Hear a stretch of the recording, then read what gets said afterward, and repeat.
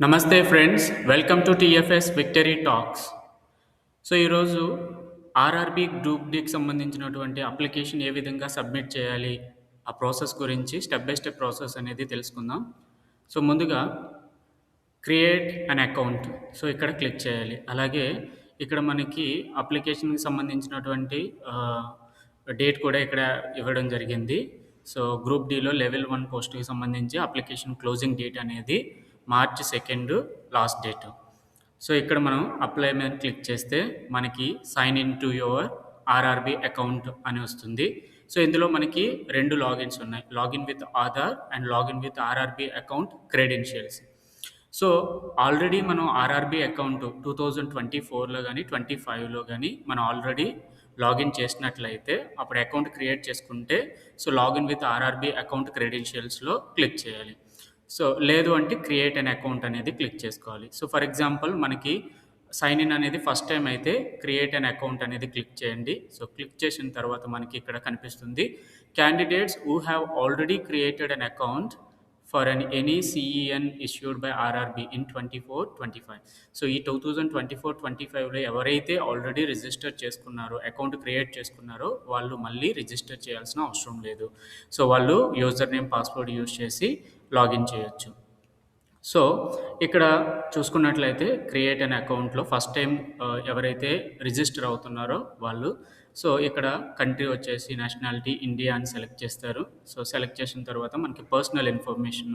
So, మన నేము అలానే మన ఫుల్ నేమ్ ఇక్కడ క్లియర్‌గా మీకు మెన్షన్ చేశారు. మెట్రిక్యులేషన్ 10థ్ క్లాస్ సర్టిఫికేట్‌లో ఏ విధంగా ఉందో ఆ విధంగానే ఎంటర్ చేయాలి. అది మళ్ళీ ఇక్కడ రీటైప్ చేయాలి. సో, చేసిన తర్వాత have you changed your name. So, మనం ఎప్పుడైనా ఈ నేమ్ కరెక్షన్ ఏమైనా చేయించినట్లయితే ఎస్ అని పెడతారు.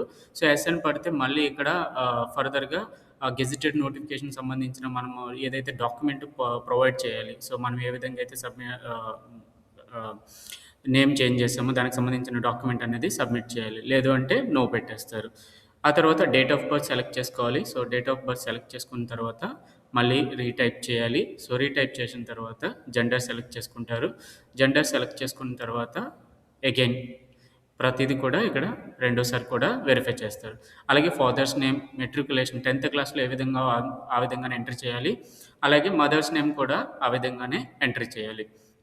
సో, 10థ్ క్లాస్ సర్టిఫికేట్‌ని బేస్‌గా తీసుకోండి. ఈ బేసిక్ డీటెయిల్స్ ఫిల్ చేసేటప్పుడు అందులో ఏ విధంగా ఉంటే ఆ విధంగానే ఎంటర్ చేయాలి. సో, అలానే contact details. So, email address, mobile number. So, ప్రతీది కూడా వెరిఫై చేయాలి. ఈమెయిల్ ఎంటర్ చేసిన తర్వాత మనకి ఓటీపీ వస్తుంది. జనరేట్ ఈమెయిల్ ఓటీపీ అని టైప్ చేస్తే మనకి ఈమెయిల్‌కి ఓటీపీ వస్తుంది. అది ఎంటర్ చేసి వెరిఫై చేయాలి. అలాగే మొబైల్ నంబర్ కూడా ఎంటర్ చేసి ఓటీపీ ఎంటర్ చేసిన తర్వాత ఇది కూడా వెరిఫై అయిపోయిన తర్వాత ఇక్కడ మనకి verification through DigiLocker and Aadhaar card. అలాగే I don't have any Aadhaar card. So, I don't have Aadhaar card అనేది ఏదైతే మనకుందో.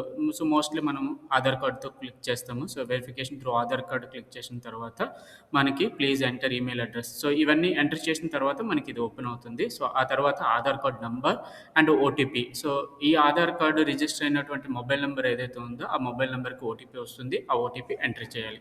ఎంటర్ చేసిన తర్వాత ఈ చెక్ బాక్స్ అనేది క్లిక్ చేసి ఆ తర్వాత ఇక్కడ మనం పాస్వర్డ్‌ని క్రియేట్ చేసుకోవాలి.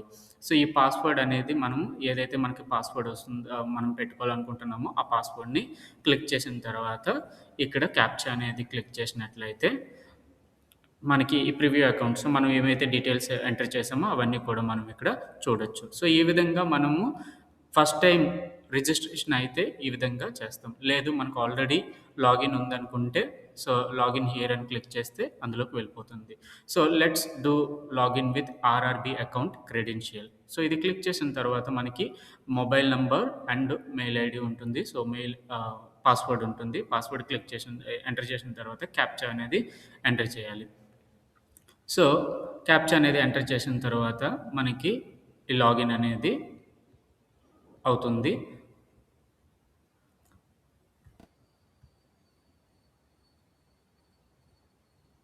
సో, ఐయామ్ నాట్ రోబోట్ ఇది క్లిక్ చేసిన తర్వాత లాగిన్ చేసుకోవాలి. సో, లాగిన్ చేసుకున్న తర్వాత మనకి 2 ఫ్యాక్టర్ అథెంటిఫికేషన్ అంటే మనకి ఒక ఓటీపీ వస్తుంది. సో, మన ఫోన్‌కి గాని లేదంటే మనం ఏదైతే మొబైల్ నంబర్ ఇచ్చామో మొబైల్ నంబర్‌కి లేదంటే ఈమెయిల్ ఐడీకి. సో, రెండిట్లో ఏదో ఒక దానికి మనకి మెయిల్ వస్తుంది. ఓటీపీ వస్తుంది. ఓటీపీని ఎంటర్ చేయాలి.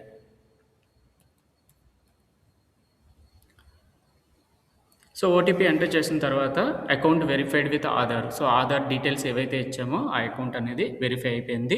సో, ఇక్కడ మనం జనరల్ ఇన్‌స్ట్రక్షన్స్ ఇచ్చారు. సో, మీడియం ఆఫ్ ఎగ్జామినేషన్ అనేది 13 రీజనల్ ఇండియన్ లాంగ్వేజెస్‌లో ఇచ్చారు. సో, 13 లాంగ్వేజెస్‌లో ఉంది మనకి ఎగ్జామ్ అనేది. సో, నార్మల్‌గా మనం కావాలనుకుంటే మనం ఎగ్జామ్‌ని తెలుగులో కూడా మనం మీడియం ఆఫ్ ఎగ్జామినేషన్ తెలుగు కూడా సెలెక్ట్ చేసుకోవచ్చు. సో, అలానే హిందీ అండ్ ఇంగ్లీష్ అనేది కామన్‌గా ఉంటుంది. అండ్ మిగతా రీజనల్ లాంగ్వేజెస్ కూడా మనకి ఇవ్వడం జరిగింది. సో, ఎవరైతే మీడియం అనేది ఒక బ్యారియర్‌గా ఫీల్ అవుతారో వాళ్ళకి మాత్రం ఇది మంచి అడ్వాంటేజ్. ఎందుకంటే మన రీజనల్ లాంగ్వేజెస్‌లో కూడా ఇది ఎగ్జామ్ అనేది ఉంటుంది కాబట్టి. సో, అలానే ఆన్‌లైన్ అప్లికేషన్, తర్వాత application history and modification registration details. So, already మనము ఏదైతే రిజిస్ట్రేషన్ 24, 25లో ఆల్రెడీ లాగిన్ చేసుంటే మనకి ఆల్రెడీ అప్లికేషన్ అనేది డీటెయిల్స్ అన్నీ ఇక్కడ ఉంటాయి. So, let us click on online application. So, online application click చేసిన తర్వాత మనకి ఇక్కడ లెవెల్ 1 పోస్ట్‌కి సంబంధించి ఇక్కడ opening date and closing date ఉన్నాయి కదా! సో, ఇక్కడ మనకి ఏ ఏ బోర్డ్‌లో మనం అప్లై చేయాలనుకుంటున్నాము. సో, ఆర్ఆర్‌బీ ఏ బోర్డ్‌లో అప్లై చేయాలనుకుంటున్నామో అది సెలెక్ట్ చేసుకోవాలి. సో, ఇక్కడ నేను సికింద్రాబాద్ సెలెక్ట్ చేశాను. ఆ తర్వాత ఈ చెక్ బాక్సెస్ అనేవి టిక్ చేయాలి.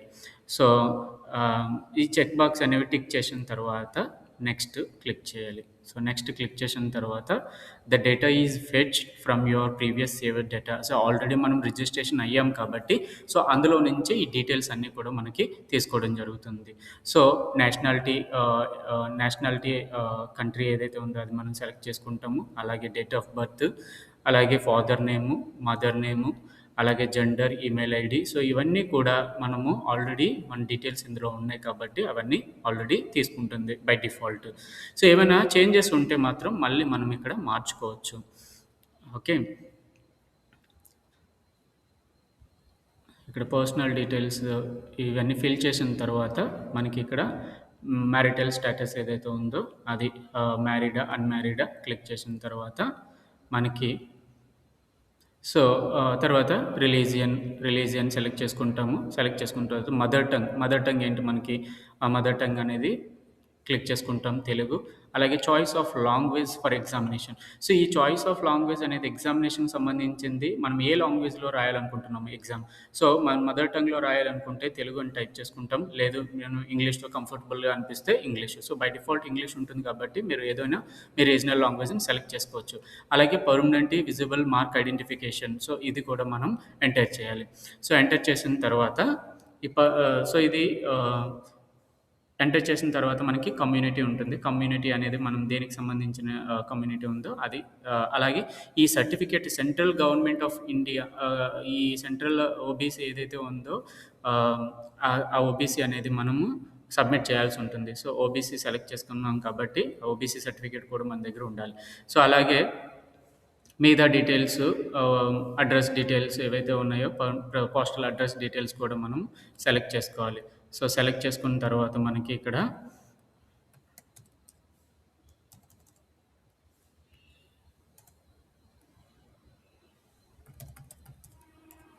సో, ఈ విధంగా మనం ఏవైనా డీటెయిల్స్ ఎంటర్ చేసుకున్న తర్వాత ప్రెజెంట్ నియరెస్ట్ సిటీ ఏంటి అనేది ఎంటర్ చేసుకోవాలి. తర్వాత పిన్ కోడ్ ఎంటర్ చేయాలి. సో, ఎంటర్ చేసిన తర్వాత present address, permanent address same అయితే సో, సేమే మనం క్లిక్ చేసుకోవాలి. సో, ఇది మీకు జస్ట్ డెమో పర్పస్ చూపిస్తున్నాను కాబట్టి మీకు మీ డీటెయిల్స్ అన్నీ కూడా ప్రాపర్‌గా ఎంటర్ చేయండి.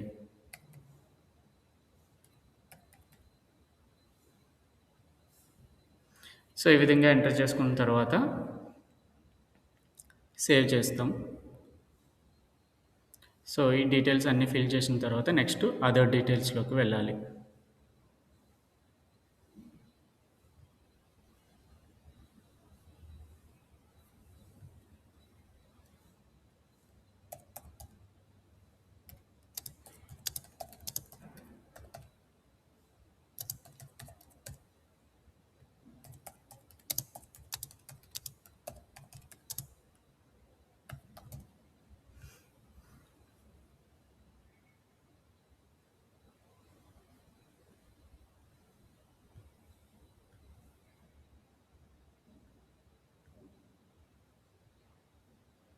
సో, ఈ డీటెయిల్స్ అన్నీ ఒకసారి మనం చెక్ చేసుకున్న తర్వాత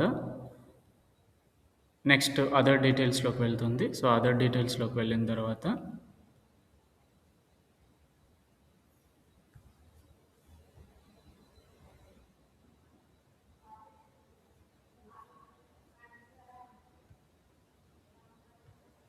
సో, ఈ డీటెయిల్స్ అన్నీ కూడా మళ్ళీ ఇక్కడ అడగడం జరుగుతుంది. సో, జస్ట్ ఒకసారి మళ్ళీ ఎంటర్ చేయండి. సో, ఎంటర్ చేసిన తర్వాత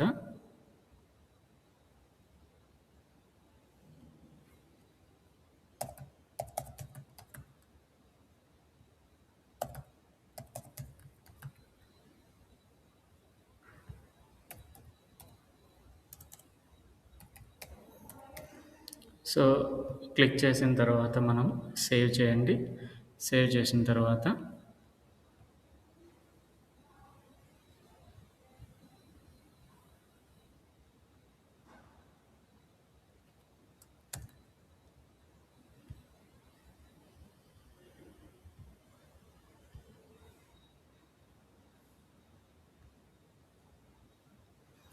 సో, తర్వాత నెక్స్ట్ అదర్ డీటెయిల్స్‌లోకి వెళ్తాం. సో, అదర్ డీటెయిల్స్‌లో ఏంటంటే ఇక్కడ are you an ex service men అని ఉంటుంది. సో, యెస్ అయితే యెస్ పెడతాం. లేదంటే నో పెడతాం. అలాగే ఏదైనా బెంచ్ మార్క్ డిజబిలిటీ ఉంటే యెస్ పెట్టాలి. లేదంటే నో. తర్వాత scribe details. So, scribe details అవసరం అనుకుంటే యెస్ పెడతాం. లేదంటే నో. అండ్ అలాగే ఈబీసీ. సో, ఈబీసీ ఉంటే యెస్ అని పెట్టండి. లేదంటే నో అని పెడతాం. సో, ఈబీసీ ఉంటే ఖచ్చితంగా ఆ డీటెయిల్‌కి సంబంధించి ఈబీసీకి సంబంధించిన డాక్యుమెంట్ సంబంధించిన డీటెయిల్స్ కూడా అడుగుతుంది. సో, ఫర్ ఎగ్జాంపుల్ ఇక్కడ ఈబీసీ సెలెక్ట్ చేసుకుంటే ఈ విధంగా డీటెయిల్స్ అడుగుతుంది. So, certificate number, type of document, ఎప్పుడు ఇష్యూ చేశారు ఇవన్నీ అడుగుతుంది కాబట్టి సో, అవి మీ దగ్గర ఈబీసీ ఈ సర్టిఫికేట్స్ అన్నీ కూడా మీ దగ్గర రెడీగా పెట్టుకుంటే దానికి సంబంధించినటువంటి డీటెయిల్స్ అనేవి ఎంట్రీ చేయొచ్చు వెంటనే. So, are you an employee of in Indian railways? So, employee అయితే యెస్ అని పెడతాం. లేదంటే నో అని పెట్టాలి. అలాగే name of the current department organisation. So, not applicable. So, ఏదైనా మనము ఎంప్లాయీ అయ్యి ఉంటే రైల్వేస్‌లో గానీ వేరే సెంట్రల్, స్టేట్ గవర్నమెంట్ జాబ్స్ ఏమైనా చేస్తున్నట్లయితే యెస్ అని ఇందులో సెలెక్ట్ చేసుకోవాలి. లేదంటే నాట్ అప్లికేబుల్. అలాగే details of course completed act apprentice. So, ఈ ఎన్ఏసీ గ్రాంటెడ్ రైల్వేస్‌కి సంబంధించినటువంటి అప్రెంటిస్ ఏదైనా చేసినట్లయితే యెస్ అని టైప్ చేయండి. యెస్ అని టైప్ చేస్తే దానికి సంబంధించిన డాక్యుమెంట్స్ సంబంధించిన డీటెయిల్స్ అడుగుతుంది. అవి ఎంటర్ చేయాలి. లేదంటే నో, నో పెట్టేస్తే సరిపోతుంది. అలాగే బ్యాంక్ డీటెయిల్స్. ఎందుకంటే మనము ఎగ్జామ్‌కి అటెండ్ అయిన తర్వాత రీఫండ్ అనేది ఉంటుంది కాబట్టి, ఆ రీఫండ్‌కి సంబంధించినటువంటి బ్యాంక్ డీటెయిల్స్ అనేవి మనం ఇక్కడ ఎంటర్ చేయాలి. సో, ఎంటర్ చేసిన తర్వాత సేవ్ చేసి తర్వాత సేవ్ చేసిన తర్వాత మనము ఈ డీటెయిల్స్ అనేవి ఎంటర్ చేసిన తర్వాత సేవ్ చేసుకోవాలి.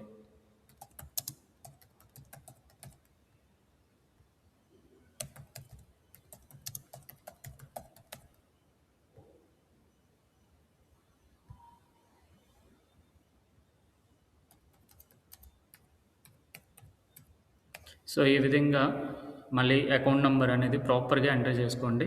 సో, లేదంటే మళ్ళీ మనకి అమౌంట్ అనేది క్రెడిట్ అవ్వదు. అండ్ ముఖ్యంగా ఈ బ్యాంక్ అకౌంట్ ఏదైతే మనం ఎంటర్ చేస్తున్నామో దానికి సంబంధించి మనకి ఖచ్చితంగా ఆధార్ కార్డ్‌తో లింక్ అయ్యి ఉండాలి. సో, అప్పుడే మనకి రీఫండ్ అనేది వస్తుంది.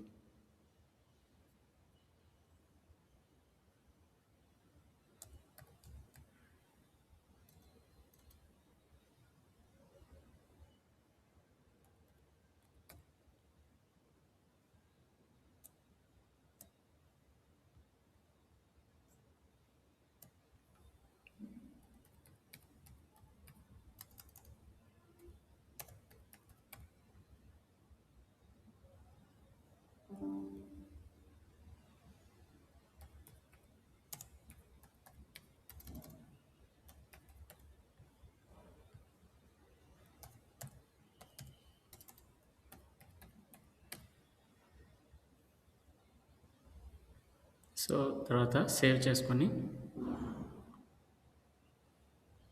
నెక్స్ట్ క్లిక్ చేస్తాం.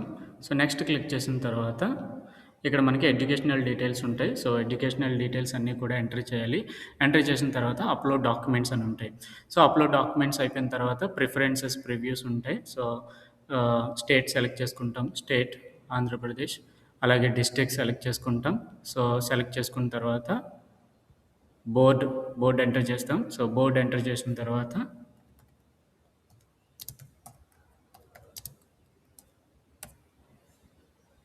అలాగే డేట్ ఆఫ్ పాసింగ్,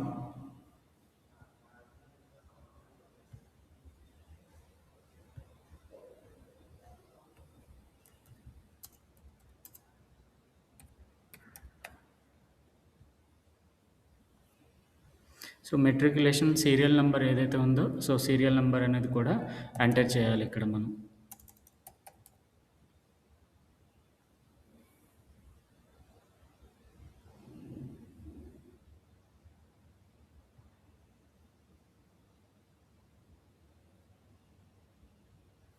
సో ఆ తర్వాత మనకి ఇక్కడ అప్లోడ్ డాక్యుమెంట్స్ అని ఉంటుంది. అప్లోడ్ డాక్యుమెంట్స్ అలాగే ప్రిఫరెన్స్ ప్రివ్యూ. సో ఇది మనం సెలెక్ట్ చేసుకోవాలి. సో ఈ విధంగా మనము అప్లికేషన్ అనేది సబ్మిట్ చేసుకోవాలి. సో ఇక్కడ కొన్ని డీటెయిల్స్ ఇంకా ఎంటర్ చేయలేదు. సో ఆ డీటెయిల్స్ కూడా ఇక్కడ మీరు అప్లోడ్ ప్రొఫైల్ డాక్యుమెంట్స్ అని క్లిక్ చేస్తే అందులో మనకి డాక్యుమెంట్ డీటెయిల్స్ అన్నీ వస్తాయి. అలాగే ప్రిఫరెన్స్ అండ్ ప్రివ్యూలో కూడా ఉంటాయి. సో ఇవన్నీ ఒకసారి మీరు వెరిఫై చేసుకోండి. సో ఆ తర్వాత వెరిఫై చేసుకున్న తర్వాత ఏమైనా డీటెయిల్స్ మోడిఫై చేయాలనుకుంటే మోడిఫై రిజిస్ట్రేషన్ డీటెయిల్స్లో క్లిక్ చేసి ఈ విధంగా మనం అప్లికేషన్ని సబ్మిట్ చేసుకోవాలి. సో హోప్ ఇది మీకు హెల్ప్ఫుల్ అయిందని అనుకుంటున్నాను. సో మీకు నచ్చినట్లయితే లైక్ చేయండి, షేర్ చేయండి అండ్ సబ్స్క్రైబ్ చేయడం మర్చిపోకండి. So thank you.